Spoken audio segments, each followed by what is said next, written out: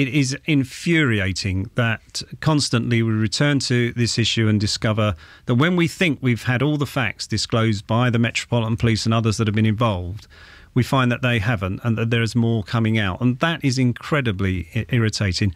I thought that when we had the Macpherson inquiry, which I called for in Parliament, we were going to have full disclosure of the facts, and then we find out that there's been issues that have been kept under wraps about undercover officers investigating the family, that there's been documents that were not disclosed that should have been disclosed. And now we've discovered that there has been, industrial shredding of documents that related to the inquiry. It's just unbelievable what has gone on.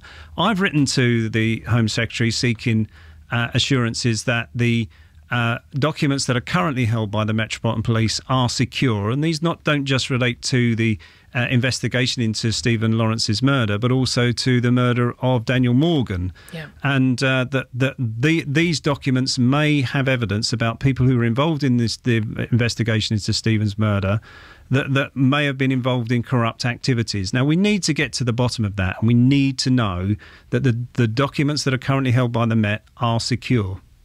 Are you confident they will be? Well, it's a difficult answer to give. You would hope that they would be, but given that the police have had this industrial scale shredding going on, yet they can't tell us who sanctioned it, who did it.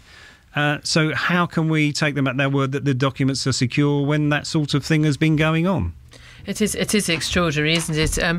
Obviously, you talked about the issue of trust. You've written to the Home Secretary about this. Yes, I have, and she's written back to me, giving me assurances. But I am concerned, and I want to be. I want to see a conclusion to this issue once and for all. I want to have full disclosure of all the facts so that we can have a fully independent investigation carried out, and it's Michael Edson who's carrying it out at the moment, who's an eminent QC and will do an excellent job, I'm sure, as long as he's given access to the facts. Are there some issues regarding the Metropolitan Chief, Bernard Hogan-Howe? He, of course, was a senior police officer in the Metropolitan Police at the time this was happening. He was. Are there issues about his role and the reaction you're getting now? Well, I think he went before the Home Affairs Select Committee, and his performance was poor because he seems to have adopted the view